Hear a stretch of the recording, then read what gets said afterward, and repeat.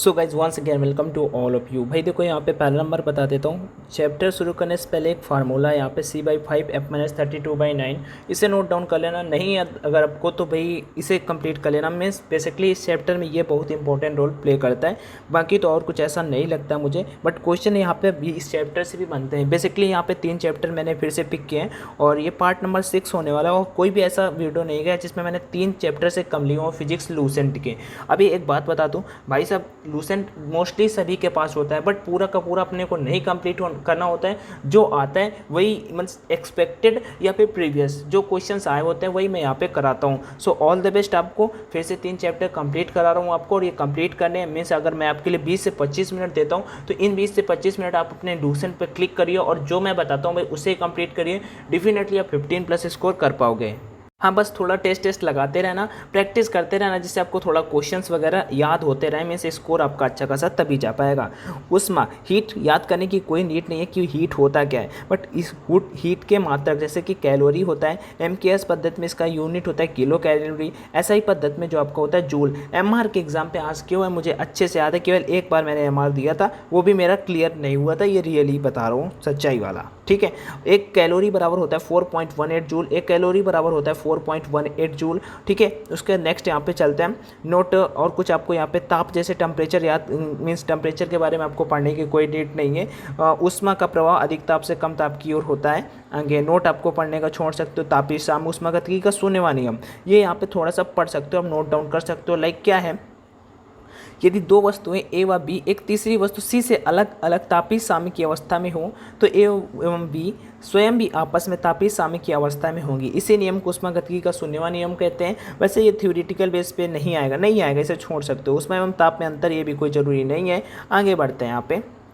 Main चीज़ें यहाँ पे आ जाती हैं। बेसिकली अगर आपको फार्मूला पता है c/5 f-32/9 तो आपको फिर कोई दिक्कत नहीं होगा, आप निकाल पाओगे। जैसे अगर कोई चीज़ सेल्सियस में दे देता है तो फ़ारेनहाइट में मान पूछ सकता है, या कोई फ़ारेनहाइट में दे देता है तो सेल्सियस में मान पूछ सकता है, मतलब कि इस बेसिस पे। अगला यहाँ पे मान दिया हुआ है सेल्सियस पे, फ़ारेनहाइट पे कौन सा, और -40 डिग्री सेंटीग्रेड पे आपका सेल्सियस और फ़ारेनहाइट में मान बराबर होता है। र्यूमर भी आप यहाँ पे देख सकते हो। आगे और यहाँ पे कोई ये वाला एक फार्मूला ये याद कर लेना, c/5 f-32/9 r/4 इतना, या फिर इतना हटा के k-2 73/5, ये केल्विन पे भी आ जाता है, ठीक है। मीन्स मान लो अगर c/5 कभी c/5 दे दिया और इक्वल टू k-2 73/5, देन आपको केल्विन दे देगा, आपसे पूछेगा सेल्सियस में बताओ, या सेल्सियस दे देगा तो केल्विन पे बताना होगा, तो आप इजीली फाइंड आउट कर पाओगे, आपको कोई दिक्कत नहीं होगा अगर आपको भाई याद होगा, ठीक है। तो इसे नोट डाउन जरूर कर लेना। आगे बढ़ते हैं। तापमिति कोई पढ़ने का नीड नहीं है। द्रव तापमापी हटा दो, पारा तापमापी, ये देखो एक्सपेक्टेड है कि ये नहीं आ सकता ना, मतलब कि इतना लेंदी सा कहाँ आएगा, उस बेसिस पे छुड़वा देता हूँ, लेफ्ट करा देता हूँ कि हटाओ भाई से। गैस तापमापी, नियत दाब, ठीक है हटाओ। यहाँ पे 2-3 चीज़ें और बताने लायक थी, वो मैं आपको अभी जस्ट बताता हूँ। ऊपर से आते हैं, ताप युग्म, तापमापी, ये सब हटाना है कुछ कोई हाँ ये देखो स्टीफन का नियम, E proportional to T to power 4, इसे कर लेना। विकिरण तापमापी में आता है, यह स्टीफन के नियम पर आधारित होता है। इसमें स्थित बहुत अधिक ताप को मापा जा सकता है, जैसे सूर्य की ऊष्मा, इसके द्वारा प्राय 800 डिग्री सेंटीग्रेड से ऊंची ताप को मापा जा सकता है, ठीक है। विकिरण तापमापी से 800 डिग्री टेम्परेचर तक मीन्स मापा जा सकता है। पायरोमीटर जिसे बोलते हैं, पायरोमीटर ये सुना होगा आपने, इंग्लिश में सुना होगा, विकिरण तापमापी में भी आपको ना पता हो, बट ये जरूर सुना होगा। और स्टीफन नियतांक का जो फार्मूला होता है वो होता है E proportional to T to power 4। आगे बढ़ते हैं यहाँ पे। ये कोई इतना इंपॉर्टेंट है नहीं, हटा दो, ये सब हटा दो। देन आगे चलते हैं। हाँ ये देखो यहाँ पे महत्वपूर्ण तथ्य में ये मैंने बताया था, -40 डिग्री सेंटीग्रेड पर सेल्सियस और फ़ारेनहाइट का मान बराबर होता है। 1K के नीचे के ताप मापने के लिए चुंबकीय तापमापी का उपयोग किया जाता है। यह क्यूरी नियम पर आधारित होता है। बाकी यहाँ पे कोई ऐसी चीज़ नहीं है जो आपको बहुत रट्टा मानने की ज़रूरत है। वह ताप जिस पर बर्फ, पानी और इसका वाष्प संतुलन में रहते हैं कहा जाता है, क्या कहा जाता है भाई, त्रिक बिंदु कहा जाता है। त्रिक बिंदु कर लेना, इसे पढ़ लेना। आगे ताप की संकल्पना ऊष्मागतिकी के किस नियम से मिलती है, शून्यवां नियम, ऊष्मागतिकी के शून्यवां नियम। आगे बढ़ते हैं। नियत दाब गैस तापमापी की रचना एवं क्रियाविधि किस सिद्धांत पर आधारित होती है, तो चार्ल्स के नियम पे। किसके नियम पे, चार्ल्स के नियम पे। क्या लिखा हुआ, अचानक आयतन गैस तापमापी जिस नियम के अनुसार कार्य करता है वह है दाब का नियम। किसका नियम है, दाब का नियम। आगे बढ़ते हैं यहाँ पे। ताप जो सेल्सियस निम्न ताप मापने के लिए सबसे उपयुक्त गैस होता है तो हीलियम ही आता है, ये तो इजी था। सेल्सियस फारेनहाइट पे बराबर होता है, ये भी पता है। केल्विन पैमाने पर पानी का क्वथनांक होता है 373 केल्विन। न्यूनतम संभव ताप होता है -273 डिग्री सेंटीग्रेड पे होता है। ये सभी इजी है, मतलब इतना मतलब आप बेसिकली इतने आएंगे नहीं, ये एग्जाम पे आने लायक नहीं है, बट ये आपको पता होने चाहिए क्योंकि मतलब आपका न्यूमेरिकल आएगा तो इससे बन सकता है। अगला सेल्सियस एवं फारेनहाइट पैमाने में संबंध तो C/5 F-32/9, ये मैंने बता रखा है बहुत बार। आगे बढ़ते हैं।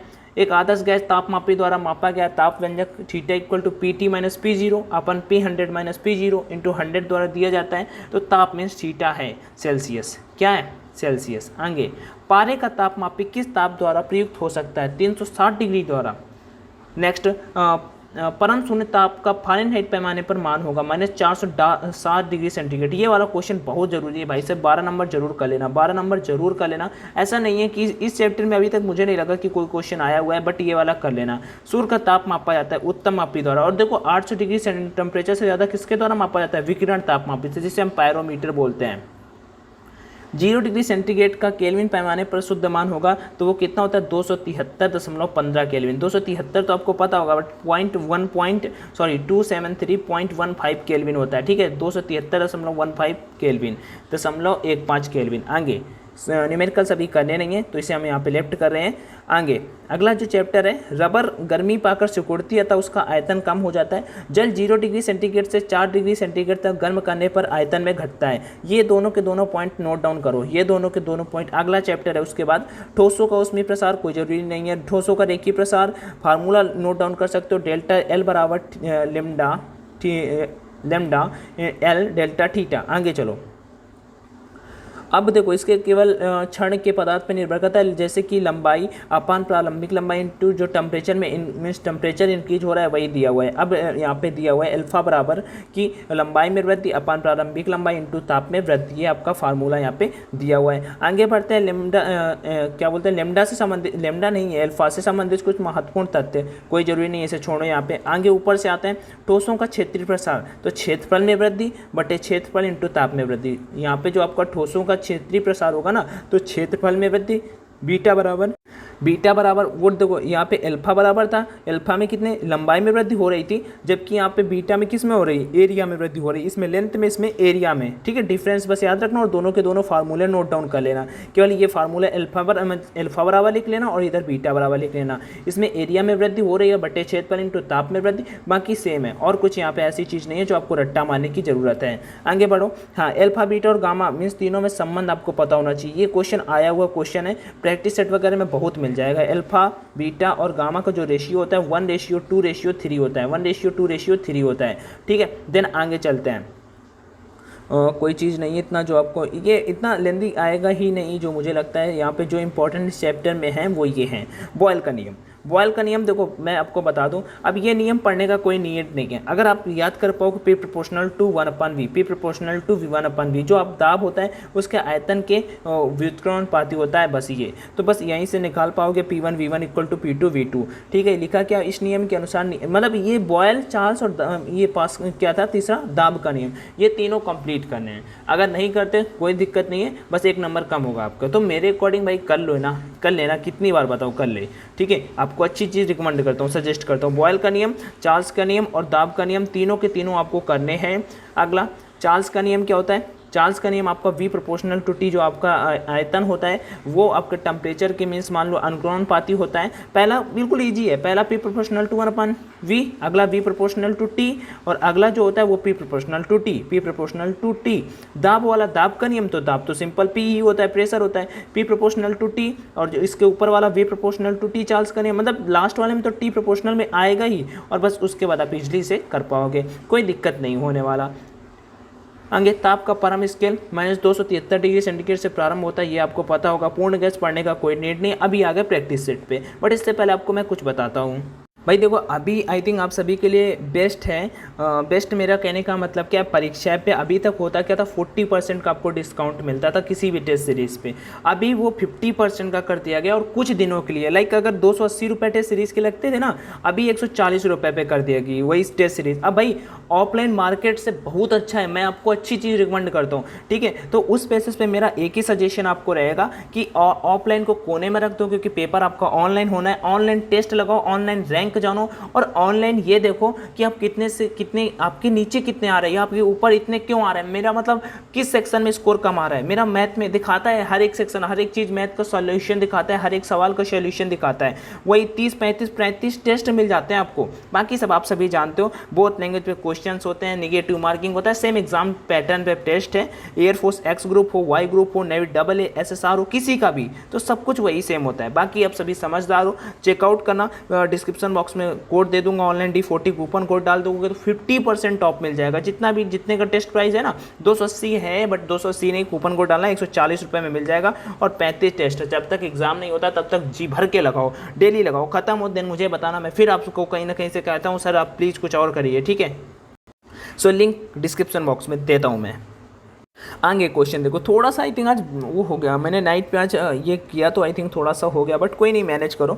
रेल की दो पटरियों के बीच थोड़ी जगह छोड़ी जाती है क्योंकि, ये क्वेश्चन आया हुआ है, बहुत बार प्रैक्टिस सेट में मिलेगा, क्योंकि इसमें पटरियों की ऊष्मीय प्रसार के लिए स्थान मिल सकता है।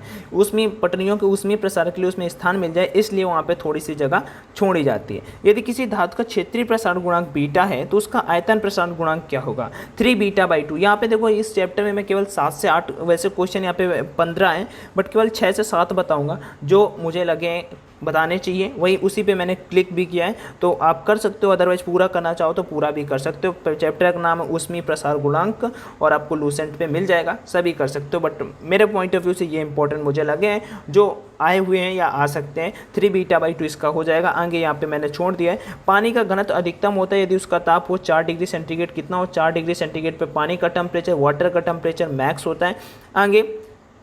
आगे जो 8 नंबर है, ये वाला भी मुझे अच्छा लगा है। देखो मैं, ठंडे देशों में झील के पानी जम जाने पर भी मछलियां जीवित रहती हैं, क्योंकि झील के अंदर पानी की जमी हुई सतह के नीचे पानी द्रव के रूप में 4 डिग्री सेंटीग्रेड पे रहता है।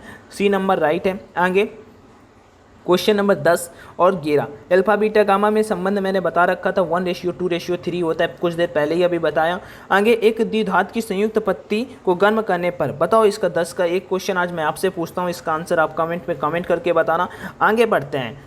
0 डिग्री सेंटीग्रेड से 4 डिग्री सेंटीग्रेड तक पानी का आयतन घटता है। सबसे पहले जब चैप्टर की स्टार्ट की थी मैंने आपको 2 पॉइंट बताए थे। 2 पॉइंट में पहला पॉइंट ये था कि जब मतलब पानी को 0 डिग्री सेंटीग्रेड से 4 डिग्री सेंटीग्रेड तक किया जाता है, देन पानी का जो वैल्यूम होता है वो डिक्रीज होता है। आदर्श गैस के लिए ये छोड़ दो। सार्वत्रिक गैस नियतांक का यूनिट अगर नहीं याद किया तो डेफिनेटली याद करो, बहुत इंपॉर्टेंट है आपके एग्जाम के पॉइंट ऑफ व्यू से। जूल प्रति मोल केल्विन, जूल प्रति मोल केल्विन। आगे कोई बात ऐसी नहीं है जो आपको याद करने लायक हो। अगला चैप्टर चलते हैं, ठीक है। अगला चैप्टर है यहाँ पे, अगला चैप्टर कैलोरीमिति। कैलोरीमिति पढ़ने की कोई नीड नहीं है। कैलोरीमिति का सिद्धांत छोड़ सकते हो। विशिष्ट ऊष्मा, विशिष्ट ऊष्मा भाई ये बहुत जरूरी है।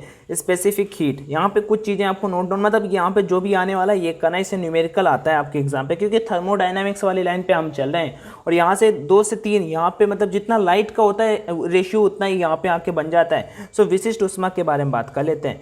किसी वस्तु द्वारा दी गई ऊष्मा या ली गई ऊष्मा कि मतलब डेल्टा क्यू 3 बातों पे निर्भर करती है। वस्तु के द्रव्यमान पे, वस्तु के ताप के परिवर्तन पे, ए बी व सी को मिलाने पर Q बराबर डेल्टा क्यू बराबर SM डेल्टा थीटा, ठीक है। या यहाँ यस एक नियतांक है, मीन्स कांस्टेंट है, जिसे वस्तु की विशिष्ट ऊष्मा या विशिष्ट ऊष्माधारिता कहते हैं। फार्मूला क्या होता है, यस बराबर delta Q M into delta theta, ये आपका फार्मूला होता है। यहाँ पे नोट डाउन भी है, आई थिंक आपको कोई दिक्कत भी नहीं होगा। ये देखो यहाँ पे लिखा हुआ है ना, ये वैल्यूज वगैरह भी यहाँ पे मान रख दिया गया है कि M = 1 delta theta = 1, then S = delta Q के इक्वल हो जाएगा। ये वाला नोट डाउन कर लेना भाई फार्मूला, इससे न्यूमेरिकल बनेगा। मैं भी कुछ दिनों बाद आपको न्यूमेरिकल्स कराऊंगा ना, देन आपको करना पड़ेगा। विशिष्ट ऊष्मा के मात्रक और उसका जो डायमेंशन होता है वो दोनों आपको करने जरूरी है। डायमेंशन L2T-2 K-1 होता है, L2T-2 K-1 होता है। आगे विशिष्ट ऊष्मा का मात्रक होता है जो वो होता है जूल प्रति किलोग्राम केल्विन, जूल प्रति किलोग्राम केल्विन, जूल प्रति किलोग्राम केल्विन। बहुत इंपॉर्टेंट है, बार बार मैं बोल रहा हूँ आपको, जो चीज़ मैं बार बार बोल रहा हूँ भाई कर लेना ना, आपके फ़ायदे के लिए, बाकी आप जानते हो। आगे चलो, मोलर विशिष्ट ऊष्मा के मात्रक, मात्रक कोई जरूरी नहीं है, इसका डायमेंशन जरूरी है। Ml2T-2K-1 Ml2T-2K-1। अच्छा, यहाँ पे मुझे स्वापीरण गुणांक का डायमेंशन याद आ रहा है, Ml2T-A-2, यही स्वापीरण गुणांक, अन्योन्य गुणांक बहुत बार पूछा है आपके एग्जाम पे, इस वजह से मुझे याद आया। आगे चलो चलते हैं, नियत दाब पर विशिष्ट ऊष्मा, हाँ Cp minus Cv equal to R होता है और इसका मेयर का सूत्र बोलते हैं, और इसमें Cp और Cv में संबंध पूछ लेते हैं, Cp माइनस Cv का मान भी पूछ लेते हैं जो 1.4 होता है वो। आगे चलो, Cp minus Cv equal to R, C बराबर Q अपॉन डेल्टा थीटा। आगे, किसी पदार्थ का तापमान 1 डिग्री, आज थोड़ा सा ब्लर हो गया सो प्लीज़ मैनेज कर लेना, नेक्स्ट टाइम से मैं कभी ऐसा नहीं करने दूंगा। जूल जल तुल्यांक का मात्रक क्या होता है, Ml2T-2K-1, Ml2T-2K-1। आगे चलो, कोई ऐसी चीज़ है जो बताने लायक हो, नहीं, गुप्त ऊष्मा मिला, हाँ क्वथन वाष्पन।